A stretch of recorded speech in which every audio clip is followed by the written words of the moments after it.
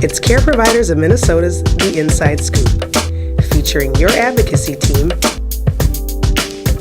Patty Cullen, Toby Pearson, Aaron Bowie, and Todd Brookstrom.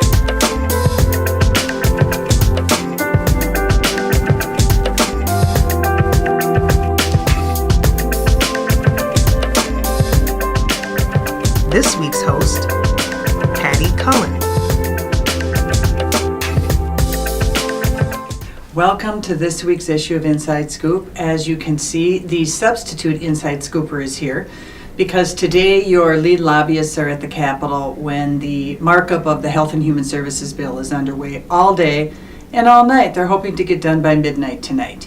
So thank you to those of you that have responded to our grassroots message. We've already know that you're making a difference because some of the key legislators are a little bit crabbier at us. So that means your messages are getting through. Keep up the good work. Several of you have asked a follow-up question about what bill numbers, because some legislators who aren't really active in our arena always just go by bill numbers. So let me explain to you a little bit about the status of our issues in the House and the Senate. Right now, the House is ahead of the Senate in the processing of what we call the Omnibus Health and Human Services bill. So in the House, we have a bill number, and we hate it. So it's easy to say you need to oppose House File 2414. That is the Omnibus Health and Human Services bill in the House. It matches the governor's budget proposals, and there are three categories of issues that are problematic in that bill. First, all of the nursing facility cuts are included in that bill. So $68 million state share translates to $200 million, and it gets worse in future bienniums. The chair of the Health and Human Services Committee had a little stand down this week with your chief lobbyist, Toby Pearson, in that he was describing the cuts in his testimony, and she said, there are no cuts. It just bends the cost curve. So let's be clear, and I think there was a newsletter article in this week's Action authored by Todd who went into the dictionary to look up the definition of cuts for you.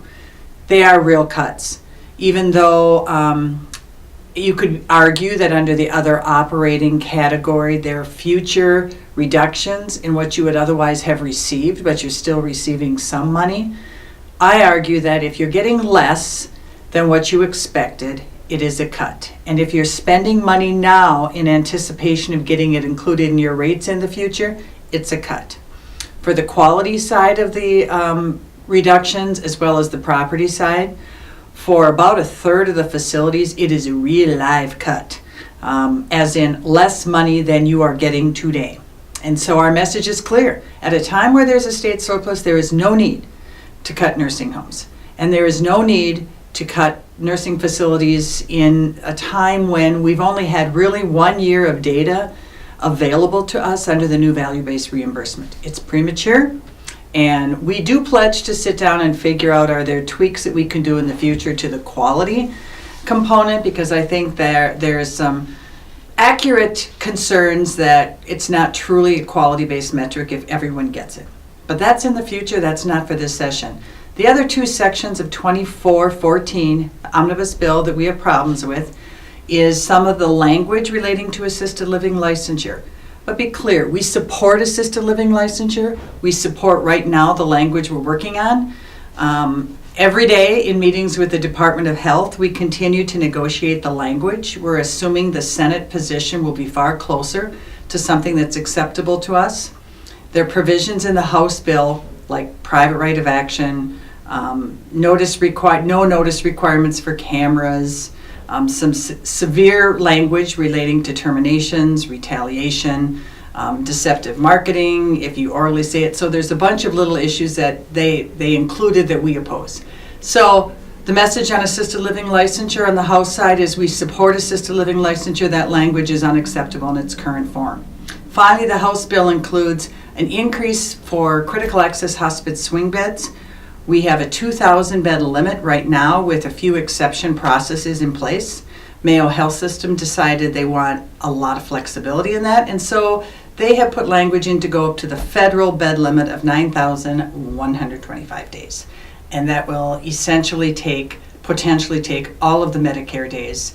away from skilled nursing facilities in nearby communities. So that's why we oppose that.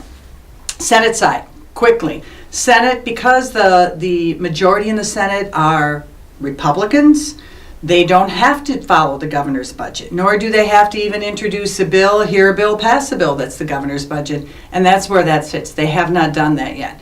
So there is no bill number yet on the Senate side. We anticipate that there will be cobbled together an omnibus bill next week on the Senate side, and we will have a bill number on that. So far, the Senate does not have any position on swing beds. They haven't heard any bill. They have not passed any language that does the governor's cuts. They have passed an assisted living bill that is much closer to the position that we are supporting. So our message right now for action is focus on the House and the governor's budget. Make sure they understand it really is a cut, and it gradually increases over the two bienniums. So the numbers may not be so severe, although I would venture to guess that if you had a couple $100,000 cut from your budget, you would think that was severe. But in the future biennium, the impact is very significant. That's the message for this week. We will be heading into the next stage once the House and Senate omnibus bills are passed, which is figuring out a conference committee position and figuring out what positions we can live with. But thank you again for your advocacy. Keep up the good work. Tell your staff to share their stories. If we don't have enough money for our caregivers, then we have a problem. And so I think since the majority of our money in the nursing facility side anyway goes to our caregivers, I think that's a really key message to share with your legislators. Thank you again and have a good week.